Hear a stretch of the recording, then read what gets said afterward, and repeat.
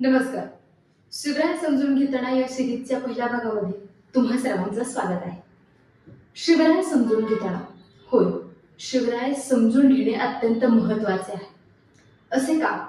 कारण छत्रपती शिवाजी महाराज एक महान नेतृत्व होतं, एक जगावेगळं व्यक्तिमत्व होतं. त्यांचा दूरदृष्टिकोन, त्यांचा विचार हे आपल्यामध्ये येणं हे आपल्याला माहिती असलं तरी सुद्धा छत्रपती शिवाजी महाराजांना डोक्यात घेण्याऐवजी आपण छत्रपती शिवाजी महाराजांना डोक्यावर घेतलं.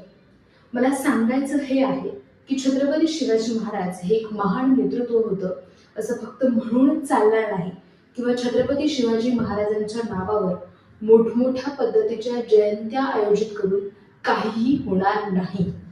सर्वात जास्त महत्त्वाची गोष्ट ही आहे की छत्रपती शिवाजी महाराजांचा विचार, शिवाजी महाराजांचा दृष्टिकोन आपल्यात येणं अत्यंत महत्त्वाचं आहे. ध्येयनिश्चिती या विषयावर जर आपण बोलायला गेलो तर सध्याच्या काळात हा फार महत्त्वाचा मुद्दा आहे.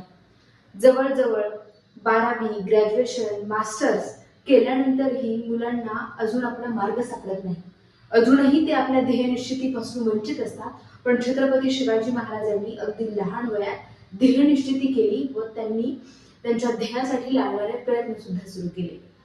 वयाच्या 15-16व्या वर्षी रायरेश्वराच्या मंदिरात जाऊन स्वराज्य संकल्पनेची शपथ घेणं असेल, किंवा अगदी लहान वयातच पुण्यात आईसोबत येऊन रांझाच्या पाटलाला शिक्षा देणं असेल, हे अगदी लहान वयापासून छत्रपती शिवाजी महाराजांनी स्वतःमध्ये भिनवायला सुरुवात केली होती.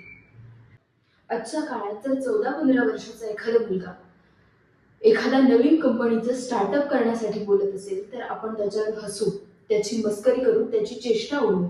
पण छत्रपती शिवाजी महाराजांनी अगदी लहान वयात स्वतःच्या ध्येयाची संकल्पना केली आणि त्या ध्येयाला मिळवण्यासाठी ते कायम प्रयत्न करत राहिले.